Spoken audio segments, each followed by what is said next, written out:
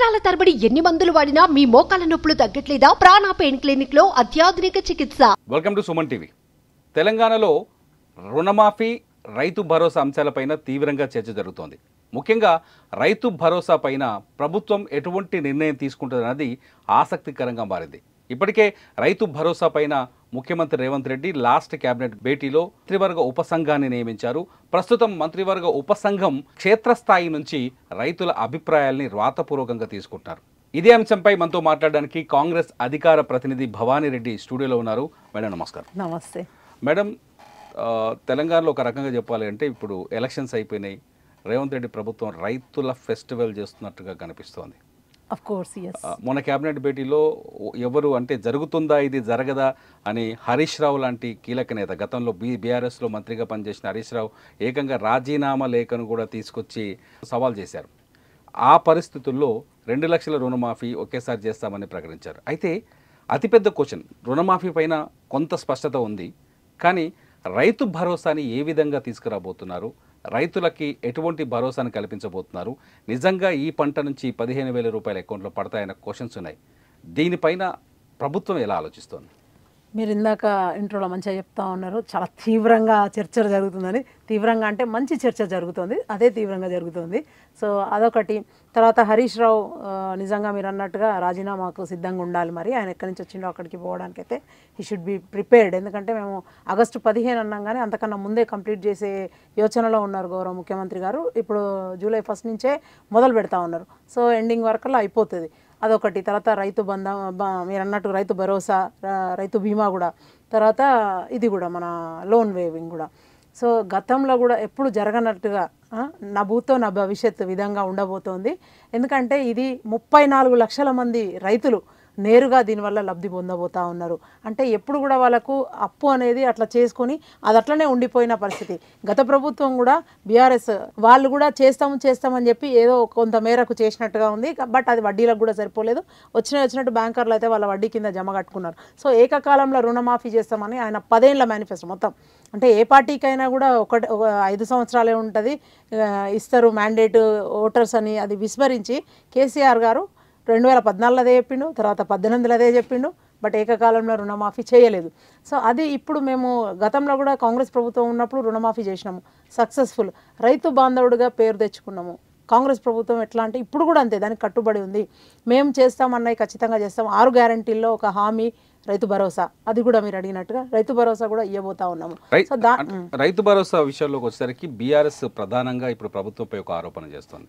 గతంలో మేము రైతు ఉంటే చాలు పట్టదారు పాస్ పుస్తకం ఆధారంగా ఎకరాకి 5,000 చొప్పున, పంటకి 5,000 చొప్పున పంట సాయం చేసాం, ఆర్థిక సాయం అందించాం. కానీ ఇప్పుడు ఎందుకు మంత్రివర్గ ఉపసంఘాన్ని ఏర్పాటు చేయాల్సిన అవసరం ఏర్పడింది? గతంలో మీరు చెప్పారు మేనిఫెస్టో ఎలక్షన్స్లో ఎకరాకి 15,000 రూపాయలు సంవత్సరానికి ఇస్తున్నారు. అదే విధంగా ఇస్తే సరిపోతుంది కదా? అదే విధంగా ఇస్తే ఎవరు లబ్ధి పొందిన లబ్ధిదారులు ఎవరు అనేది క్వశ్చన్ షుడ్ మనమే అనుకోవాలి. ఏంటంటే తన అనుయాయులు ఎవరైతున్నారో వాళ్ళు 100 ఎకరాలు ఉన్నది బీడు భూములకు, తర్వాత గుట్టలకు, రాళ్ళు రప్పలకు. ఇక్కడ మేడ్చల్ మొన్ననే చూసినాం లెక్కలు, 1,540 మంది రైతులు మేడ్చల్ల లబ్ధిదారులు. అంటే ఇట్స్ లైక్ ఆడ సాగయ్యే భూమి ఎంత, ఎన్ని ఎకరాలకు ఏంది అనేది ఖచ్చితంగా మనము చేసుకోవాలి. అది లెక్కలు కొలతలు లేకుండా ఎట్లా పడితే అట్లా చేసి తను 100 ఎకరాలకు తన ఫామ్ హౌస్ కానీ మిగతా వాళ్ళకి కానీ తన గతంలో తన మంత్రివర్గంలో ఉన్న వాళ్ళకి కానీ తన లీడర్లకు కానీ ఇచ్చుకున్న పరిస్థితి. ఇప్పుడు అట్లా కాదు. ప్రతి ఒక్కరికి కూడా ఫలాలందరికీ కూడా పాలన ఫలాలు అందే దిశగా రైతులందరూ కూడా నిజమైన రైతులు ఇక్కడ వాళ్ళకే అందాలి అని చెప్పి కరెక్ట్గా సాగయ్యే భూమికే మనం ఎంతైతే సాగు చేస్తున్నామో అచ్చుగట్టి వాళ్ళు ఎంతైతే పండిస్తున్నారో పంట రైతులు వాళ్ళ కోసమే ఇదంతా అని చెప్పేసి నిర్ణయాలు తీసుకోవాలి. తప్పదు. విధి విధానాలు రూపొందించినప్పుడు ఆయనలాగా ఒంటెద్దు పోకడ నేనే మంత్రి, నేనే ముఖ్యమంత్రి, నేనే ఇంజనీరు, నేనే అని చేయలేము ఇక్కడ. సో ఖచ్చితంగా నిపుణులు ఆయా శాఖలకు సంబంధించిన వాళ్ళు ఉంటారు, ఆ మంత్రులు ఉంటారు, వాళ్ళందరితో కమిటీ చేసింది. ఎప్పుడు కూడా అంతే, మనము ఖచ్చితంగా కమిటీ చేసి వాళ్ళు మంత్రులు ఇచ్చిన సూచనలు అవి తీసుకోవాలి. ఐఏఎస్లతో కూడా కమిటీలు వేయాలి. గత ప్రభుత్వంలో ఎప్పుడు కూడా ఆయన కమిటీ వేసిన పాపాన పోలేదు.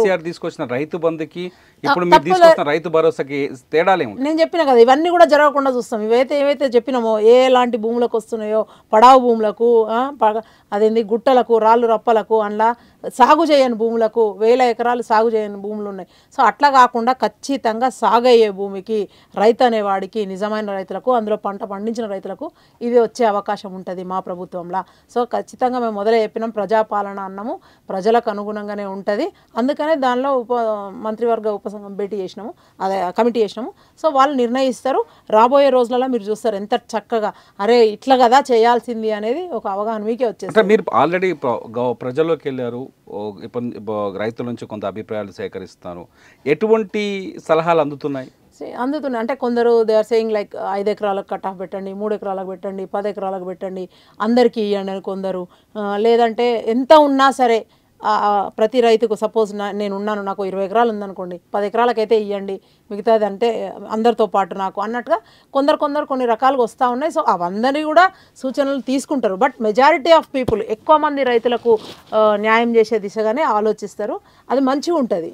కానీ బీఆర్ఎస్ చాలా స్పష్టంగా చెప్తుంది, ప్రభుత్వం దగ్గర నిధులు లేవు, ప్రభుత్వం గత ప్రభుత్వం ఏవైతే నిధులు ఉన్నప్పటికీ కూడా, మేము నిధులు లేకపోయినప్పటికీ కూడా, అనేక ఆర్థిక సమస్యలు ఉన్నప్పటికీ కూడా ప్రతి రైతుకి ప్రతి ఎకరాకి మేము సాయం అందించాం. ఇప్పుడు ఆర్థిక సమస్యలు ఎక్కడ లేవు ఆయనకి. ఎక్కడ ఎప్పుడంటే మనం మిగులు బడ్జెట్ ఇచ్చిన రాష్ట్రాన్ని తను ఎంతవరకు తీసుకొచ్చిన 6 లక్షల కోట్ల అప్పులకు తీసుకొచ్చి ఏం చేసిండ్రు, ఒక్కటే ఒక ప్రాజెక్టు పేరు మీద ఇవాళ మొత్తానికి కూడా ఏవీ లేకుండా అన్ని బంద్ పెట్టి, ఉద్యోగాలను బంద్ పెట్టిండు, రైతులకు రుణమాఫీ బంద్ పెట్టిండు, ఆయన చెప్పినవన్నీ చేస్తాను ఒక్కటి కూడా చేయకుండా, దళిత బంధు అన్ని బంధు పెట్టి ఓన్లీ ఒక రైతు బంధు పేరు మీద, కాళేశ్వరం పేరు మీద పబ్బం గడిపి ఇన్ని లక్షల కోట్ల అప్పులు పెట్టి ఏం చేయకుండానే వెళ్ళిపోయినారు. పోనీ మన పరిణామం మనదేమన్నా మారిందా, కొనుగోలు శక్తి పెరిగిందా, కామన్ మ్యాన్ ఏమన్నా ఇంప్రూవ్ అయిందా అంటే లేదు. ఒక ఇంట్లో ఒక ఉద్యోగం ఇచ్చిన పాపాన పోలేదు, ఆ కుటుంబం ఆర్థికంగా వృద్ధి పొందిన పాపాన పోలేదు. సో అప్పులు అట్లనే ఉన్నాయి, అది అట్లనే ఉంది, ఆ సంక్షోభం అట్లనే ఉంది, రాష్ట్రం అప్పు మాత్రం పెరిగిపోయింది. అంటే ఏదైనా సరే అప్పు పెరిగినప్పుడు ఇక్కడ కనీసం సంపదనన్న సృష్టించాలి కదా, అట్లీస్ట్ ఇట్లా తీసుకురావాలి కదా. సో సంపద సృష్టించలేదు, ఇక్కడే ఉన్నాం మనం, అప్పేమో ఇట్లా పెరిగిపోయింది. సో అది జరగకుండా చూడడమే ఇప్పుడు మన అంటే వాళ్ళు చేసిన అప్పులను పూడుస్తూ, ఆ లోపాలను సవరిస్తూ, మళ్ళీ కొత్తగా మేము ఇచ్చిన హామీలను కూడా రైతు బంధుకు ఒక కమిటీ వేసి, రైతు బంధుకు కొన్ని రూల్స్ తీసుకొచ్చి, జనంలోకి వెళ్ళి మళ్ళీ అభిప్రాయాలు సేకరించి రైతుల్ని కొంత కన్ఫ్యూజ్ చేసినట్టు అనిపించట్లేదు? ఏం కన్ఫ్యూజ్ చేయట్లేదు, చాలా మంచి జరగాలని, నిజమైన రైతులకు చేయాలనే ఉద్దేశంతోనే ఇదంతా తప్ప నిజమైన సాగులో ఉన్న నిజమైన భూమికి నిజమైన రైతులకు చేయాలన్న ఉద్దేశమే. లేదంటే అందరూ రియాల్టర్స్ కానీ, లేకపోతే మీరు ఇక్కడ ఉన్నారు సపోజ్ మీకు 50 ఎకరాలు ఉంటుంది అక్కడ, ఎంత దుర్మార్గం అండి. సో దాని మీద మీరు అంటే మొత్తం బతికేస్తారా? అట్లా కాదు కదా. అంటే దాని ఉద్దేశం ఏంటంటే పని కలగాలి, దానివల్ల ఆహార నిల్వలు కూడా పనిచేస్తూ వాళ్ళు పంటలు పండించాలి, ఆహార నిల్వలు పెంచాలి, మనందరికి కూడా తినడానికి కొదవ లేకుండా జరగాలి. అది కదా జరగాల్సింది. లేదంటే నాకు భూములు ఉన్నాయి, దానికి రైతు బంధు పడుతుంది, నేను మంచిగా బిందాస్గా కూర్చుంటా, సాగు చేయకుంటే ఏంది అన్నట్టుగా ఉంటుంది ఎవరిదైనా పరిస్థితి. సో మనం ఇక్కడ ఉంటాం, భూములు ఎక్కడో ఉంటాయి, అవి పడతా ఉంటాయి అకౌంట్లలో, డబ్బులు ఉన్నవాడికే మళ్ళీ వస్తూ ఉంటుంది. అట్లా కాదు, నిజంగా కూడా కష్టపడి 6 గాలం పండించే రైతుకు నిజంగా కూడా సాగయ్యే భూమికే ఇద్దామనేది ఒక విధి విధానం రూపొందిస్తారు. ఆ కమిటీ అదే నిర్ణయిస్తుంది. చాలా మంచి చక్కటి అది కూడా ఉంటుంది. రైతులందరూ కూడా మంచి లబ్ధి పొందుతారు. దీనిలో ఎలాంటి డౌట్ పెట్టుకోవద్దు. అందరూ కూడా నిజంగా కూడా రైతులందరికీ కూడా చాలా మంచిది. ఇది నిజంగా కూడా నిలిచిపోతాడు రేవంత్ రెడ్డి అనేట ఆయన, ఇవాళ చరిత్రలో నిలిచిపోతాడు. ఎక్కడా కూడా దేశంలోనే జరగలేదు 2 లక్షల రుణమాఫీ ఏకకాలంలో అనేది. గతంలో కాంగ్రెస్ ప్రభుత్వమే చేసింది ఇక్కడ తెలంగాణలోనే, ఇప్పుడైనా సరే కాంగ్రెసే చేస్తూ ఉంది. మధ్యలో వచ్చిన వాళ్ళు అట్లనే మధ్యలోనే పోయినరు, కాలగర్భంలో కలిసిపోబోతున్నారు వాళ్ళుగా. అదంతే, అది గతం. సో ఇప్పటికీ మేమే నిలిచిపోతామని చెప్పారు. కానీ కాంగ్రెస్ పార్టీ మీద కానీ రేవంత్ రెడ్డి ప్రభుత్వం మీద కానీ మొదటి నుంచి ఒక ఆరోపణ స్పష్టంగా వినిపిస్తుంది, మీ ప్రతిపక్ష పార్టీలు కూడా చెప్తున్నాయి. ఎన్నికలకు ముందు ప్రతి ఒక్కరికి మీరు ఇచ్చిన 6 గ్యారెంటీలు ప్రతి ఒక్కరికి 6 గ్యారెంటీ అందజేస్తామని చెప్పారని, ఎన్నికల తర్వాత వైట్ రేషన్ కార్డు ఉన్న వాళ్ళకు మాత్రమే ప్రభుత్వ పథకాలు వర్తింపజేస్తామని, అందుకనే ఒక సామాజిక సర్వే చేసిందని చెప్పేసి ఒక ఆరోపణ ఉంది. అంటే కొందరికి ప్రత్యేకంగా చూస్తారా, లేకపోతే అందరికీ అన్ని పథకాలు అందేటట్టు ప్లాన్ చేస్తారా? అంటే అవసరం లేదు కదా. ఇప్పుడు మీకు అవసరమా, నాకు అవసరమా, నాకు అవసరం లేదు, మీకు అవసరం లేదు. నిజంగా కూడా అవసరం ఉన్న వాళ్ళకి చేయడం అనేది ఉద్దేశం. సో అంటే అందరికీ ఇస్తామంటే అందరికీ అనేది కాదు కదా ఉద్దేశం, అది అవసరంలో ఉన్న అందరికీ ఇస్తాము అని చెప్పి. సో కొత్త రేషన్ కార్డు దాదాపు 18 లక్షల రేషన్ కార్డులు పెండింగ్లో ఉన్నాయి. 10 ఏళ్ల నుంచి ఒక్క రేషన్ కార్డు ఇవ్వలేదు వాళ్ళు. ఇవాళ ప్రతిపక్షాలు మాట్లాడితే వాళ్ళకే వదిలేస్తున్నాం. ఇట్స్ జస్ట్ హాస్యాస్పదం అని అంటాం మేము. ఎందుకంటే ఆయన ఏం చేయకుండా ఎదుటోళ్ళు చేసిన వాళ్ళకి అది చేస్తలేరు, ఇది చేస్తలేరు అంటే కొడుగుడు మీద ఈకలు బీకినట్టే ఉంటుంది. సో మేము నిజంగా కూడా కట్టుబడి ఉన్నాం. ఇచ్చిన 6 గ్యారెంటీలు ఖచ్చితంగా 5 గ్యారెంటీలు ఆల్రెడీ అమలైనాయి. ఇది లాస్ట్ ఇప్పుడు రైతు భరోసా కూడా అమలు చేయబోతా ఉన్నాము. అనుకున్న ప్రకారంగా అన్ని చేసే తీరుతాము. ఉద్యోగాల కల్పన అన్నాము, ఉద్యోగాలు ఇచ్చి తీరుతాము. తర్వాత 500 సిలిండర్ అని చెప్పినాము, ఇచ్చేస్తున్నాము. 200 యూనిట్ల వరకు ఎలక్ట్రిసిటీ ఫ్రీ అన్నాము, అది ఇస్తున్నాము. కొత్తగా రేషన్ కార్డులు చెప్పినాం కదా, ఐడెంటిఫై చేసి కొత్త రేషన్ కార్డులు కూడా ఇవ్వబోతా ఉన్నాము. మొన్ననే పౌర సరఫరాల శాఖ మంత్రి గౌరవ ఉత్తమ్ కుమార్ రెడ్డి గారు కూడా చెప్పున్నారు, we're going to give new ration cards అని చెప్పి. సో చక్కటి we have to welcome all of అవి వదిలిపెట్టి ఏం చేయలేదు.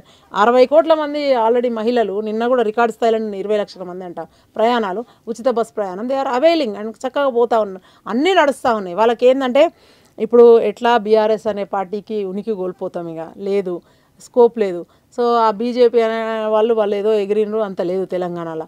సో అట్లా అని చెప్పి ఇక వాళ్ళు ఏదో వేయాలి, బురద చల్లాలి. ఎట్లా చేస్తారంటే చేసి చూపిస్తాము, చేసి బరాబర్ చేసి చూపిస్తాం. 41,000 కోట్లు ఖచ్చితంగా దీనికి కేటాయించబోతా ఉన్నాం, చేస్తాము. 31,000 కోట్లు ఓన్లీ ఫర్ లోన్ వేవింగ్, తర్వాత 7,000 కోట్లు మనం దీనికి అనుకున్నాం, తర్వాత 3,000 కోట్లు బీమాకు అనుకున్నాం. సో ఇట్లా చిత్తశుద్ధి ఉంటే ప్రభుత్వాలు ఖచ్చితంగా చేసి తీరుతాయి. ఆయనకు ఆ చిత్తశుద్ధి లేకనే ఇంటికో ఉద్యోగం అన్నాడు, విస్మరించిండు. తర్వాత KG to PG విద్య అన్నాడు, అయిపోయింది. తర్వాత 1,00,000 ఉద్యోగాలు అన్నాడు, దాన్ని పక్కన పడేసిండు.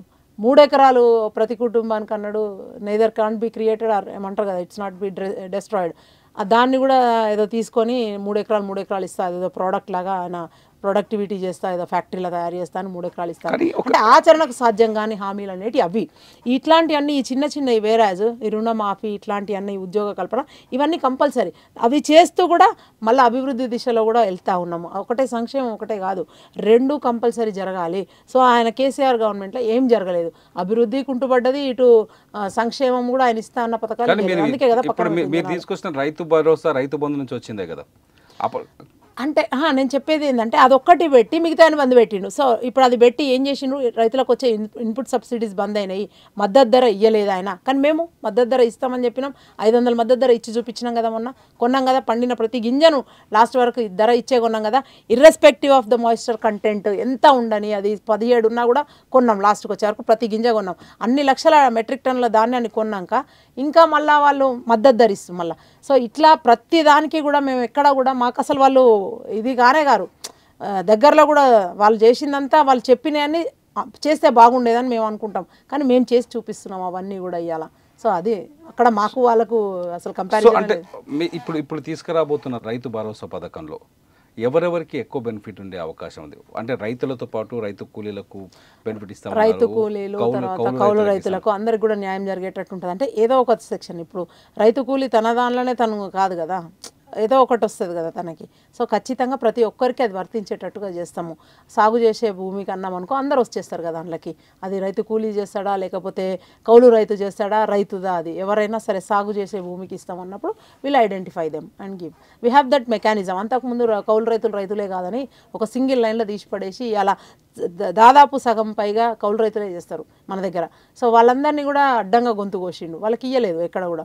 సో మనం అట్లా కాదు ఇవ్వాల, కౌలు రైతులు, రైతు కూలీలు అందరికీ కూడా, రైతు అనే ప్రతి ఒక్కరికి కూడా. అందులో మళ్ళీ డిఫరెన్షియేషన్ ఏంటండి. రుణమాఫీ వైపు ఒకసారి, గతంలో రుణమాఫీ అనేది సరిగ్గా జరగలేదు, ఈసారి ఏకకాలంలో 2 లక్షలు ఒకేసారి రుణమాఫీ చేయబోతున్నామని చెప్తాను. రైతుల నుంచి మీకు ఎటువంటి రియాక్షన్ కనిపిస్తుంది? వాళ్ళందరూ కూడా చాలా హ్యాపీగా ఉన్నారు. నిజంగా కూడా ఇట్లా మనకు వాళ్ళు మొదలే అనుకున్నారు, గతంలో కాంగ్రెస్తోనే జరిగింది ఇది, ఖచ్చితంగా మాట ఇస్తే ఖచ్చితంగా చేస్తారు వీళ్ళు. ఎందుకంటే కర్ణాటకలో కూడా మేము ఇచ్చినాము, ఆ హామీలు అమలు చేసినాము. వెంబటే ఇక్కడ ఎలక్షన్ వచ్చింది, నమ్మిండ్రు ప్రజలు. సో ఇప్పుడు కూడా వాళ్ళందరూ కూడా చాలా హ్యాపీగా ఉన్నారు. We are getting lot of applause. అంటే ఒక ఇట్లా నిలిచిపోతాడు ఇక రేవంత్ రెడ్డి అంటే, ఆయన చరిత్రలో నిలిచిపోతాడు. కాంగ్రెస్ అనేది ఇక గుప్తుల కాలాన్ని మరిపిస్తుంది, ఇంకో 20 ఏళ్ళైనా వస్తుంది. మీరు 5 ఏళ్ళకో 10 ఏళ్ళకో అనుకుంటుండ్రు ఇంకా కాంగ్రెస్ నిలిచిపోతుందని. అట్లా రకరకాలుగా, అంటే నేను ఇది ఏదో ఇట్లా చెప్తున్నాను కాదు కానీ, ఎగ్జాగరేట్ చేసి చెప్తున్నాను కాదు కానీ, చాలా అంటే మాకు రోజువారీగా మీకు కూడా తెలుస్తుంటుంది బయటికి పోతే.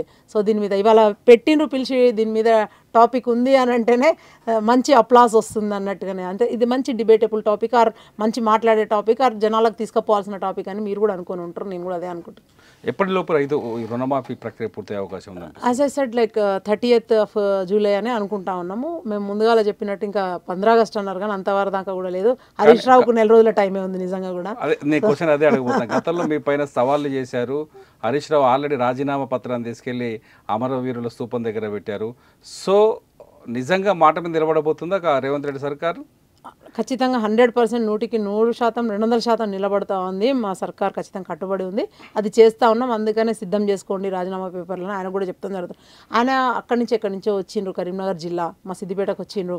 సో 4 దశాబ్దాలుగా మాకు పట్టుకున్న పీడ ఇవాళకి విరగడ కాబోతుందని మేము కూడా సంతోషపడతా ఉన్నాము. పదే పదే మేము ఊకున్నా కూడా మొన్న మర్చిపోయాం. మొన్న కూడా అంతే, అబ్బే వాళ్ళు అనగానే చేస్తారా, నేనైతే రాజీనామా పక్కా చేస్తాను. ఎందుకు అనవసరంగా కనీసం ఆగుతూ ఉంటే జనాలు మర్చిపోతారేమో అనిపిస్తుంది. పాపం ఇన్నేళ్ళు రాజకీయం చేసి ఇప్పుడు రాజీనామా చేసి పక్కకు ఉండాలంటే ఆయన కూడా చాలా కష్టం. బట్ బీ ప్రిపేర్డ్ అని చెప్తా ఉన్నాం. చూద్దాం.